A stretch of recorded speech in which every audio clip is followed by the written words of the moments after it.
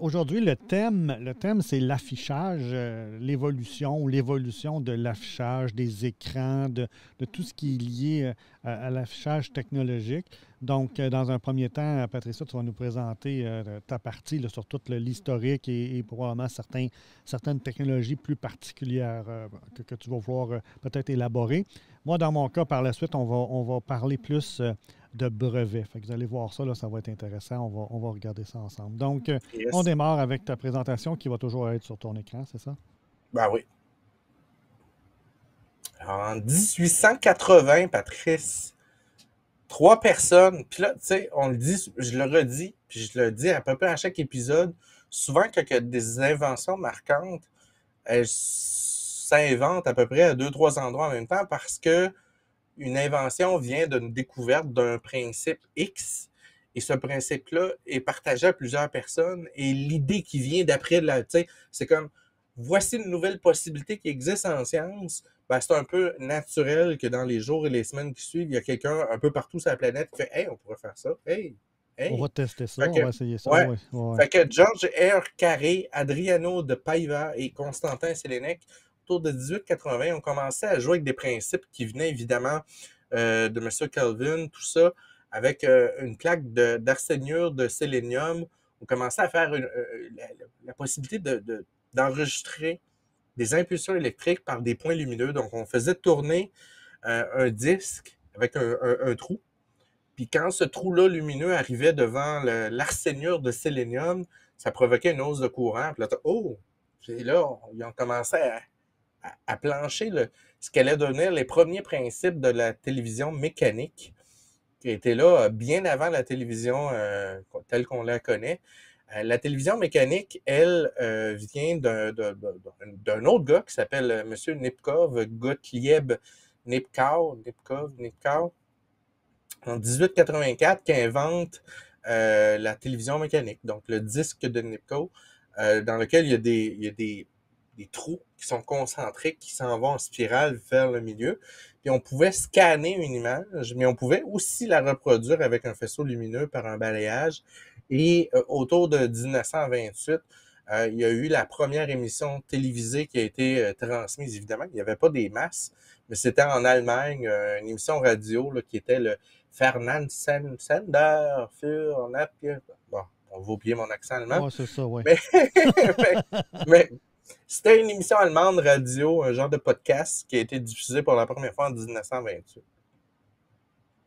Après ça, Carl Ferdinand Braun a développé le premier tube cathodique, le CRT Cathodic Ray Tube, en 1892. Évidemment, il y avait une plaque métallique qui était enduite d'un enduit phosphoré et à l'aide d'un canon à électrons, donc dans le tube sous vide, entre l'anode et la cathode, on garoche un électron. Et cet électron-là vient faire un point lumineux sur la plaque en avant. Et si on prend un aimant et qu'on le promène sur le tube, on est capable, étant donné que c'est un électron, de le faire dévier, donc de le faire apparaître plus ou moins haut dans ton écran. Et tout de suite, très naturellement, Carl Ferdinand Braun a eu l'idée d'en s'en servir pour se faire des oscilloscopes. Donc, ça a été le premier développement. Merci M1R013 pour ton follow. Alors, ça a été le premier développement. Donc, évidemment, on est à l'époque là où on balbutie. On a les Tesla de ce monde, on a les Kelvin, on a tout le monde qui sont en train d'étudier l'oscillation, les fréquences électriques, les hautes fréquences, ces choses-là. Puis l'apparition de l'oscilloscope, c'est comme amen, on a enfin quelque chose qui nous permet de visualiser. Évidemment, on a eu par la suite assez rapidement l'idée de développer le téléviseur à partir de ça. Le principe du tube cathodique, pour ceux qui sont peut-être trop jeunes, ou en tout cas, c'est qu'on envoie un flux d'électrons, puis on en modifie la trajectoire à l'aide de deux aimants, dans laquelle on fait varier. Puis ici, on voit un oscilloscope, quelque chose qui est assez basique, mais plus loin un peu dans le développement, on a compris grâce à l'oscilloscope qu'on pouvait faire des balayages, donc de partir du haut d'un écran, descendre ligne par ligne, et c'est devenu un des principes assez fondateurs du téléviseur. Donc, ça en est devenu éventuellement une norme qu'on a utilisée un peu partout. Donc, on Et voit ici, c'était-tu là, pesant, ces TV-là? c'était fou, hein? Puis, tu sais, Oh, l'espèce de... Tu sais, puis quand moi, j'ai connu les télés noir et blanc, parce que j'avais ça quand j'étais jeune. Hein, moi aussi, j'étais assez oui. vieille. Puis, tu sais, quand tu fermais la TV, puis tu avais l'espèce de Oui. le petit point blanc dans le milieu, là, Oh, oui. qui restait. Là, moi, j'étais comme, waouh, c'est bien bizarre. Mais c'est ça. La Fait qu'on première TV que faisait. je me suis achetée, là, c'était une JVC 27 pouces. Hey, c'était tellement pesant, je l'avais amené à mon chalet dans le sous-sol, puis quand c'était le temps de dire, bon, ben, on va l'acheter, là, on n'a plus besoin de tout ça, puis hey, sortir ça de là, c'était, je pense que ça a Ah, coûté 300 une pièces de 27, kilo, là. ouais, une 27 pouces en tube à cathodique, c'était quelque chose. Évidemment, 1946, puis là, je dis 46, arrête, tu sais, là, vous allez faire des recherches, puis là, vous allez voir qu'en 1934, il y avait des TV noir et blanc. Oui, ma gang de vous autres, il y avait des télé noir et blanc, mais il faut comprendre que c'est pas parce qu'il y en a un dans le fond d'une université qu'on est rendu à l'étape de l'utiliser. Donc, 1946, c'est à peu près l'apparition un peu partout sur Terre de la télé noir et blanc. Je vous donne un exemple. En Allemagne, c'est peut-être arrivé en 37, en France en 38, 41 à telle place. Donc, on va s'entendre. 1946, c'est là où on commence à voir se répandre les premières télévisions noir et blanc. Et 1964, 1954, c'est là où à peu près tous les foyers en ont, ou à peu près, ça se répand. C'est plus seulement que la haute noblesse qui ont des télés. À peu près tout le monde a son propre téléviseur dans le salon. Auparavant, on avait tous la petite radio familiale. Là, c'est rendu le téléviseur. Et c'est un peu avant 54 où, je te dirais entre 41 et 54 que naissent les premières sociétés de télévision, les Canadian Broadcasting, CBC, les ABC, American Broadcasting, les BBC, British Broadcasting, et tous les acronymes. D'ailleurs, Patrice, t'es au courant des appellations des stations de radio américaines avec les W et les K? Oui, bien, on a vu ça dans la radio amateur la semaine passée, là, mercredi passé. On a diffusé 6 épisodes de radio amateur, puis il expliquait les différentes lettres utilisées dans les différents pays pour codifier finalement les bandes qui étaient utilisées ou ceux qui détenaient à tout le moins des permis, des licences pour pouvoir diffuser. Là. Ouais. De mémoire, là, puis je sens que VA2 va pouvoir me corriger si je me trompe. De mémoire, le W, c'est dans l'ouest américain, puis le K, c'est dans l'est américain. Donc, toutes les stations de radio américaines dans l'ouest vont avoir WXCJ ou whatever. Puis vers l'est, New York, c'est ça, ils vont avoir des KCM, blablabla. Donc, Probablement, oui, oui, oui. fait Ça que fait, c'est W dans l'ouest, puis K dans l'est. VA2, sauve ma vie, s'il vous plaît. ouais, puis VA, c'est pour le Québec, là. Ou, Ouais, VA, c'est pour le Québec. Puis, tu sais, au Québec, on a les CK, MF, CA, blablabla. Ben, ça, c'est ouais. l'appellation canadienne pour Montréal. Bref, chaque pays. C'est bien ça. Wouhou! Je me suis pas Deux trompé. morceaux de robot. Alors, 1954, les télés commencent à se répandre. Pas mal tout le monde en a. Les nouvelles apparaissent. Alors, la notion de téléjournal, de téléroman qui se répandent. Et on voit apparaître une norme qui est la norme américaine, nord-américaine, qui est VA ou VE, c'est le radioamateur canadien, 2 indique le Québec. Merci.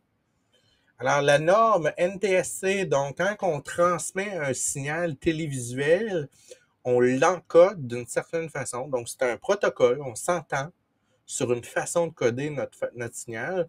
Et en Amérique du Nord, on utilise à peu près partout du moment où la télé était analogique, je vous ferai remarquer que depuis 2, 3 ans, 4 ans, il n'y a plus de signal analogique au niveau télévisuel. Le NTSC. Donc, le NTSC, c'est une largeur de bande de 6 MHz dans lequel on a des garde-bandes de chaque côté. Des garde-bandes sont une distance à laquelle on se donne pour ne pas empiéter sur la prochaine chaîne qui va être dans le lot, parce que chaque chaîne occupe une largeur de 6 MHz. On a le carrier, la porteuse, qui se situe 0,5 chaque côté, puis 1,25 d'un côté. Et dans notre signal, on a le signal de luminance, donc tout ce qui définit l'intensité lumineuse de l'image, donc les teintes de noir jusqu'à blanc très éclairé vont être dans le signal de luminance. Et la chroma, qui est la partie colorée, parce qu'en 54, bien que ce n'était pas encore répandu, commençait déjà à avoir quelques télécouleurs un peu partout. Et la chroma contient l'information colorée. Et contrairement à la croyance populaire, la partie colorée d'une image prend très peu d'espace. Tu n'as pas besoin de beaucoup d'informations. La partie luminosité, contraste est la plus importante. Et à droite complètement de ces deux fonctions-là, la partie audio, donc le canal audio. Puis si vous regardez en bas, on a l'espèce de tracé dans lequel on voit transposer à quoi ressemble. Donc, on a un premier pic qui est à gauche, qui contient la luminance, là, on voit. On a un deuxième pic qui est la chroma. Puis la troisième pic est très peu large, contient la partie audio du canal télévisuel analogique. Et c'est à partir de cette façon-là qu'on va transmettre les images un peu partout. Ça a été modifié un peu là, autour de 60, puis on fait quelques petits ajustements, mais pour la plupart, c'est resté comme ça. Donc, pour ceux qui utilisent la radio amateur ou qui utilisent des systèmes de SDR, de Software Defined Radio, il y a moyen de détecter quel type de signal vous avez en vous promenant dans une waterfall, donc en voyant des émissions, on est capable de détecter quel type d'encryption c'est. Et avec l'expérience, on arrive en regardant la wave à dire, oh, on a affaire à un signal NTSC de télévision. Et ensuite, à partir de là, il suffit tout simplement de prendre la bonne façon pour le décrypter, puis on a une image. Te souviens-tu, quand on écoutait la télévision, quand on était plus jeune, il y avait tout le temps en haut à droite, quand une annonce était pour être diffusée, un carré blanc qui scintillait. Des fois, on ne le voyait pas au complet, des fois, on le voyait au complet. Euh, Est-ce que c'est le système de gestion de diffusion qui faisait ça, ou est-ce que sais-tu l'origine de ça? Je sais, Patrice, mais je vais devoir t'éliminer, malheureusement, pour pouvoir te donner ce secret. Ah. Non, non, non, en fait, j'ai aucune espèce d'idée. Mais mes connaissances, parce que, tu sais, quand je suis arrivé à l'entreprise pour laquelle je travaille, on s'en allait vers la fin de l'analogique. Oh, oui. Donc, j'ai appris toutes ces notions-là, mais je dirais que c'est probablement pour les caméras en studio pour savoir quand est-ce qu'on revient puis on retourne de pause, là. C'était peut-être un Ce genre de signal choses-là. aux gens, c'est ça. Ça serait un signal sur le feed pour que les caméramans ou les gens sachent qu'il y a Ouais. quelque chose qui s'en Il y a vient, un là. retour de pause et il y a un système qui le détecte. C'est mon guess, C'est ça, mais OK, j'ai ouais, j'ai ouais, pas. ça fait du sens, ça fait du sens, ça. Première télécouleur autour de 1954, mais les premières diffusions mondiales autour de 65. Puis on s'entendra que les télécouleurs au départ étaient un peu délavées, les couleurs n'étaient pas superbes, Ouais. c'était encore assez marginal. Quand vous comprendrez qu'en 1965, c'était pas tout le monde qui avait des télécouleurs, là. Puis Non. quand je dis c'est pas tout le monde, moi je suis né en 77, puis OK, on avait la TV couleur chez nous, là, je vous rassure, mais il y avait une TV couleur dans la maison, puis si on voulait avoir une autre TV, comme moi, genre à 12 ans, je voulais avoir ma TV à moi, ça coûtait trop cher. Fait que mes parents, c'était comme, regarde, on t'a trouvé une TV noir et blanc. Tu sais? Ouais, ouais, ouais, Fait que c'est la ça. TV noir et blanc, je l'ai traînée autour de 80-85. Là. Fait que ça vous donne une idée. Ça a marché longtemps, la télé noir et blanc. Ouais, ouais, puis c'était fait solide, là. Oh, ouais, c'est ça. Euh, 1964, Plateau. Ça dit-tu quelque chose? Non, ben, Platon, mais d'accord. Premier écran plasma développé évidemment par une université, Ouais. j'ai oublié le nom. Et contrairement à ce qu'on aurait pensé, les premiers écrans, ils ont préféré développer un écran plasma, donc c'était plus stable pour eux, c'était plus facile Puis quelques années, peut-être 66, il y a eu le touchscreen qui est apparu, donc on a eu le développement de l'écran plasma. Puis vous allez voir tantôt, je vais faire un recul, là, parce que je vous l'ai dit, des fois, quand on invente des choses, il y a plusieurs principes qui partent en même temps, puis qui vont faire des fourchettes, puis qui vont se rejoindre à un moment donné dans le temps, puis qui vont donner l'idée de créer d'autres choses. Fait qu'on va le voir un peu plus loin. Les affichages à cristaux liquides, 1964, première découverte, on commence à jouer avec ça. Vous vous rappelez les premières calculatrices Casio? On avait les petits symboles noirs, on envoyait un courant électrique, l'alignement des cristaux flip dans la matrice en deux électrodes de verre puis un écran polarisant.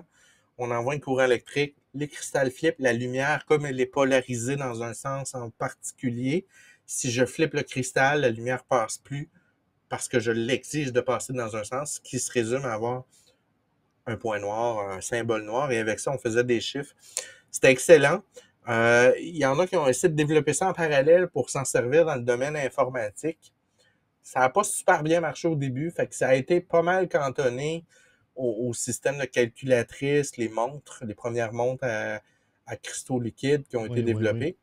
Puis un des gros désavantages des écrans cristaux liquides de l'époque, c'est que il n'y avait pas encore de moyen de stabiliser les cristaux. Donc, ceux qui se rappellent, puis ceux qui ont encore des calculatrices, quand on touche le panneau cristaux liquides, on a un étalement du cristal, puis on peut endommager l'écran. Donc, c'était quelque chose qui n'était pas super stable.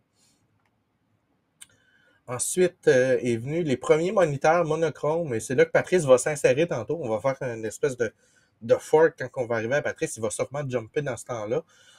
Les premiers moniteurs monochromes, évidemment, 76, c'est pas une date choisie au hasard. Il y a quelqu'un quelque part, je vous dis, indice, une pomme, qui est les premiers écrans qui ont été développés. Et évidemment, il y a eu plusieurs couleurs au départ. Là. Il y a le vert, l'ambré. Ambré, oui. Puis il y a eu un débat, Patrice, je sais pas si tu étais au courant, entre le vert et l'ambré. T'étais-tu au courant de ça? Ouais, ça me dit quelque chose. Ouais, paraît-il que le débat de l'époque, c'était la santé des yeux.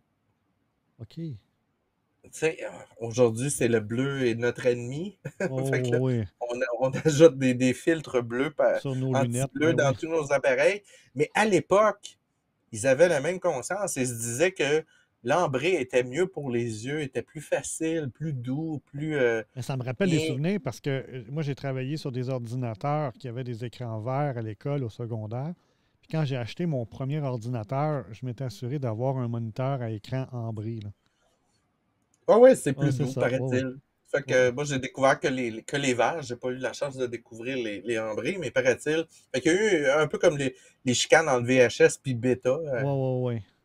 Le vert a pris le devant pour toutes sortes de raisons, parce qu'il était plus stable, la luminosité était meilleure, il y avait une meilleure définition pour l'œil. Évidemment, le vert paraît plus facilement que quelque chose d'ambré à travers un écran. Donc, le vert a été préféré par la suite. Évidemment, ça s'est poursuivi, ce genre d'écran-là, jusqu'au tour de 88. On a le début de l'Internet, le DARPA, le balbutiement de la technologie. Tu sais, avant les premiers écrans d'ordinateur, on se retrouvait avec des symboles lumineux qui apparaissaient, des lumières qui clignotaient pour nous donner des informations. Donc, les écrans étaient vraiment, tu sais, le tube cathodique a sauvé la mise en permettant de pouvoir afficher nos programmes, nos Ouais, ouais. solutions. Ouais, plutôt que des lire sur des cartons, des. Exact. La diode électroluminescente, la DEL ou la LED en anglais, Ouais. euh, euh, c'est quelque chose, c'est là que je vous dis, je vais faire un bond en arrière parce que la LED ou la DEL a été inventée, on a trois dates, 1907 par H.J. Round, qui a découvert le principe comme quoi que on pouvait obtenir une émission lumineuse si on utilisait un matériau, on dit, qui ne laisse pas passer le courant toujours, là. Mon Dieu, j'ai de la misère à soi. Oh. Euh, la diode, c'est un matériel. Je cherche mes mots. Diode. l'équivalent d'énifuge, mais du Non, côté non, du non, courant. c'est semi-conducteur. Mon Dieu, j'ai bien de la Semi-conducteur. misère ce soir. Un semi-conducteur. Donc, on déposait un semi-conducteur et on pouvait Ouais. obtenir, merci VA2 de m'aider ce soir, et entre une anode et une cathode, par le processus de, pour ceux qui savent, le dopage P et N, donc on remplit des trous avec des électrons, et quand que les trous se remplissent dans un sens, parce qu'une diode, le courant ne circule que dans un sens, quand l'électron se change d'état, quand il se déplace, il émet un photon. Donc, il s'est aperçu en 1907 que, hey, mon Dieu, ça fait de la lumière. 1927, on a Oleg Glossev qui commence à développer l'idée de quelque chose de plus en avant, donc de rendre son support plus fonctionnel. On commence à développer les premières diodes électroluminescentes dans l'infrarouge. Donc, contrairement à la croyance populaire, c'est pas les couleurs qui sont arrivées. 1961, c'est là qu'on a un premier boom où on crée les premières LED que tout le monde a connues un peu, ceux qui ont un peu d'âge, là, les fameuses LED rouges. Ensuite, ils sont venus les jaunes, les vertes, les orangées, ces choses-là. Donc, 1961, on commence à avoir des LED un peu partout. Et la LED bleue, Patrice, sais-tu quand est-ce que c'est arrivé, ça? La bleue. La C'est bleue. récent, hyper récent. Ah oui. Dans Ouais, les c'est comme années, chaque les années 80, 2000, quoi. là. Ouais, Ah les oui. années 2000, 2012, dans ce OK. coin-là. Une invention brillante, exact. Fait que ça, les diodes électroluminescentes ont permis d'inventer les écrans LCD, les écrans à cristaux liquides. Et là, souvent, les gens viennent mêler quand ils viennent pour choisir un écran parce qu'il y a plusieurs technologies. Tu as les IPS, qui est In-Plane Switching. Tu as les TN, qui est les Twisted Nématiques. Puis tu as les VA, qui est les Vertical Alignement. Donc, en gros, c'est trois technologies de panneaux à cristaux qui vont placer les cristaux différemment. Donc, les IPS, les cristaux sont dans un état complètement stable. Puis quand on applique un courant à chaque côté, les cristaux vont s'aligner de manière parallèle. Donc, ça permet un très, très grand angle de visionnement. Une pas pire couleur. Les panneaux TN, ben, le cristal va flipper à 90 degrés. Ça OK. a un avantage. Puis l'EVA, c'est le contraire du TN. Donc, c'est comme une adaptation du TN. Et quand vous choisissez un écran d'ordinateur, un téléviseur de nos jours, il faut savoir que la grande différence de prix vient de ces trois technologies-là principalement. Donc, quand vous voyez un écran, vous achetez un écran, je sais pas moi, comme l'écran que j'ai à côté de moi qui a coûté 235 un écran Amazon, vous faites, ben voyons donc, comment ils peuvent vendre une 45 pouces aussi cheap que ça? Ben, c'est parce que chacune des technologies a son avantage et son coût relié. Les avantages qu'on peut dire, c'est que les panneaux IPS, qui sont ont les cristaux molécules qui sont alignés de manière parallèle au substrat de vitre. Ils vont produire des couleurs très, très riches. Par contre, ils ont un taux de réactivité plutôt lent. Donc, les gamers vont pas préférer généralement les IPS, tandis que les créateurs d'images, les graphistes vont préférer généralement des panneaux IPS. Ça va laisser une Et, trace. Ça va laisser une trace, exemple, si ouais, tu games, là, c'est ça? ouais, il va y avoir du ghosting et d'autres effets. OK. Les panneaux IPS sont généralement beaucoup plus dispendieux à produire et ont un gros avantage aussi, les angles. Donc, les panneaux IPS peuvent être vus de très, très loin, de chaque côté ou dessus, ce qui n'est pas le cas des autres. Les panneaux TED, Twisted Nematic, utilisent des cristaux liquides qui se twistent à 90 degrés. Ouais, si les gamers n'aiment pas, c'est automatiquement moins cher, c'est vrai.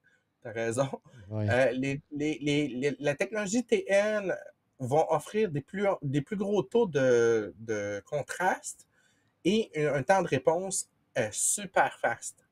Par contre, certains des problèmes qu'on va avoir avec ça, c'est que les panneaux TN vont avoir des couleurs qui sont un peu plus délavées.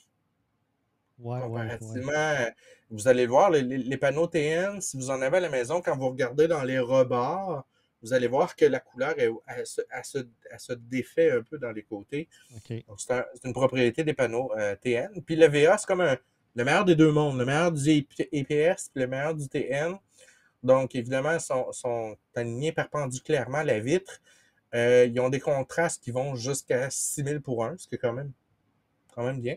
Ouais, Et ouais. c'est comme une espèce d'échange entre le taux de réponse, qui est quand même meilleur qu'un panneau IPS, puis une capacité colorée plus grande qu'un panneau TN. Donc, l'image est de meilleure qualité, un taux de réponse. Donc, quand vous allez choisir votre écran, gardez ça à l'œil parce que ce genre de détail-là va avoir une distinction. Donc, on peut reconnaître, là, si vous allez faire une recherche sur Google, vous allez voir, on peut reconnaître un panneau IPS, un panneau TN, un panneau VA à l'œil si on s'approche assez près des pixels. Ouais, Ils hein. ont des particularités chacun qu'on peut les détecter puis voir, OK, ça c'est un IPS, ça c'est un TN, ça c'est un VA. Et là, il faut savoir, évidemment, Patrice, chaque entreprise a donné son buzzword à cette technologie-là. Ben oui, c'est ça. OK? Apple, les Retina, C'est ça. et les QOLED, name it. Chacun, il donne son nom. Donc, mais à la base, c'est les trois technologies les plus en vogue de nos jours. OK. OLED, Oui. en français DELO, donc les diodes électroluminescentes organiques. Donc, on utilise des produits, des molécules issues du domaine organique, donc qui sont carbonés, ces choses-là. Et contrairement à un panneau à cristaux liquides, c'est qu'on n'a pas besoin d'un panneau de rétroéclairage derrière pour venir éclairer notre cristal. Et dans les panneaux cristaux liquides, on a un rétroéclairage, on a notre cathode, anode, notre cristal, puis on a un filtre lumineux par-dessus. Il faut rétroéclairer. Fait qu'on a une perte, des fois, dans la luminosité, dans la richesse des noirs. Et les panneaux OLED, l'avantage, c'est qu'on peut allumer ou éteindre complètement un pixel. Ouais. Ce qui fait qu'on a des noirs très profonds. On a une qualité de l'image qui est vraiment généralement wow, mais un très, très grand défaut au panneau LED, leur durée de vie est raccourcie, étant donné que c'est des matières organiques. Donc, autour de 15-20 000 heures max, la plupart des écrans OLED de nos jours vont nous lâcher. Et un autre problème qu'on voyait aussi avec les écrans en plasma, c'est le fameux ghosting, c'est-à-dire que si on laisse une image OLED ouverte, je vous donne un exemple. Moi, j'ai des téléphones Samsung, j'en ai eu pendant longtemps. Puis dans le haut du téléphone, on a tout le temps la barre avec le symbole Wi-Fi puis l'heure. Ben, sur mon téléphone, quand ça fait 2-3 ans que tu l'as, tu baisses la luminosité, puis reste imprimé la barre avec le symbole Wi-Fi. Ça vient imprimer dans les organophosphorés, qui laisse une impression dans l'écran, ce qui fait que l'utilisation à long terme, c'est pas encore tout à fait. J'ai un écran plasma. Je Oui, l'ai ça, plus. ça consomme moins VR2, tu as raison. Ah, OK. Mais j'ai un écran plasma là, que j'ai vendu, mais quand j'avais eu ce problème-là, là, il y avait une impression dans l'écran là, qui était comme restée à force d'avoir à peu près la même image tout le temps pendant beaucoup d'heures. Puis finalement, j'ai trouvé sur YouTube un Des moyens vidéo. d'arranger ça, Ouais, ouais. c'est ça. Puis je l'ai fait rouler comme à peu près 5 à 7 fois. Puis à un moment donné, là, tout est revenu beau, là, mais Ouais. ça a pris du temps avant qu'il puisse retrouver En cette fait, couleur. c'est on fait passer des images très, très colorées, des filtres qui viennent surutiliser les pixels de façon à venir effacer artificiellement les films. Puis la prochaine technologie OLED, c'est ce qu'on appelle les diodes électroluminescentes à point quantique, les QOLED. Oui. Alors, quand vous voyez ça, c'est le boom actuellement. Alors, le principe est encore plus haut. C'est comme si je prenais un panneau à cristaux liquides et que je le faisais coucher avec un panneau OLED. Ils Oh. font un petit bébé, puis ça devient des QOLED. Et les QOLED, ben, ils ont un panneau de rétroéclairage et des cristaux dans lequel on émet une lumière bleue. Donc, on a une unique LED qui est dessous le panneau, qui est le rétroéclairage. Et on a des pixels, des nanoparticules de quelques nanomètres, de quelques microns, pardonnez-moi. Donc, ici, on a les bleus autour de... C'est des nanomètres? Ouais, c'est des nanomètres. 2 nanomètres, 15 atomes Ça donne la couleur bleue. 3 nanomètres autour de 30 atomes verts, ainsi de suite. Donc, c'est des particules en suspension dans des petites capsules pour fabriquer chacun des pixels RVB. Et quand on allume la LED bleue en dessous, la particule va se mettre à éclairer la couleur à laquelle on veut émettre. Donc, on a une précision complètement débile avec ces images-là. Des noirs hyper profonds, un peu moins que l'OLED, mais on peut aller ajouter des couleurs qu'on n'avait pas. Puis une des couleurs qui est pas là dans les téléviseurs, ou très peu là, c'est le bleu. Oui, oui. Le bleu est une couleur qui est très difficile à produire dans les écrans cristaux. Et avec la technologie QOLED, on arrive avec des bleus qui sont plus réels, plus forts, plus performants. Puis la durée de vie, on n'a pas l'espèce de côté poche de l'OLED.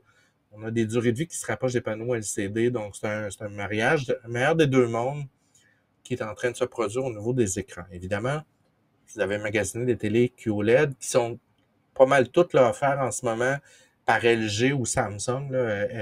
LG présente les écrans QLED, puis Samsung, c'est QOLED. Évidemment, les autres constructeurs vont suivre dans pas long, là, parce que LG est en train d'être partagé, mais ça promet pour les prochains écrans. Et l'avenir, Patrice, c'est Micro-LED. les micro-LED. Et là, rappelons-nous, c'est qu'au lieu d'avoir une LED en rétroéclairage, puis un pigment qui s'illumine quand j'éclaire le pigment, ben, je vais avoir des LED complètement, des vrais LED, pour chacun des pixels. Donc, on est capable actuellement de faire des panneaux avec des minuscules LED de chacune des couleurs. Donc, 2 nanomètres, 20 nanomètres, 5 nanomètres, qui vont représenter la longueur d'onde de chacune des couleurs, et d'avoir un écran avec une définition complètement ouf, donc 8K, ces choses-là. Mais c'est excessivement dispendieux. Si vous regardez un peu, là, vous pouvez avoir des télés autour de 500 000 $. Donc, c'est pas achetable actuellement. Là. C'est complètement... Mais c'est le futur. C'est ce qui s'en vient. Et là, on se retrouve avec des durées de vie complètement débiles, des 100 000, 80 000 heures. Donc, une télé à vie avec des durées excellentes. Il y a super contraste parce qu'encore là, on peut éteindre le pixel. Puis parallèlement à ça, bien évidemment, le développement des écrans laser qui est en train de prendre le pas tranquillement, pas vite, du côté plutôt chinois. Ils ont l'air de vouloir miser sur les écrans laser à projection. Donc, c'est un peu l'avenir de l'affichage, Patrice. Fait que c'était ça mon petit résumé là, de l'histoire jusqu'à aujourd'hui. Ce que je trouve fou, là, c'est que dans l'histoire des technologies, là, disons depuis les années 80, là, selon moi, je trouve que c'est l'affichage qui a eu le plus de variantes et de progression comparativement aux autres composants. Là. Je trouve que c'est fascinant, là, tous les changements qu'ils ont apportés, tant au niveau des cartes graphiques, qu'au niveau de la résolution, qu'au niveau Ah oui, tu me fais penser, Patrice, parce qu'en faisant ma recherche, c'est une affaire que j'ai tombé dessus. L'affichage, la résolution, les découvertes suivent la loi de Moore au niveau des écrans. Oui, hein? Donc, ça disait que le développement des capacités au niveau des écrans suivait précisément la loi de Moore. Donc, alors, on a raison d'être impressionné par tout ce qu'on va arriver, parce que, tu sais, il n'y a pas si longtemps, ça fait pas 30 ans, là. Non, non. Puis là, on est déjà rendu à des affaires de 8K, des affaires de fou. Tu regardes l'image, puis tu sais, je suis allé dans des présentations, tu fais comme, OK, ben à la limite, je pourrais presque tomber dans le panneau de ça a l'air vrai, là. Oh, oui. On n'est pas rendu là, mais on approche, là. On est proche. C'est pour ceux qui se demandent quelle est la résolution de l'œil humain, c'est autour de 25 mégapixels. OK. OK? Ça, c'est la résolution d'un œil humain. Donc, on n'est pas là encore dans les téléviseurs, 25 millions de pixels, mais on approche. Effectivement, effectivement. Donc, c'est assez fou comment ça a évolué.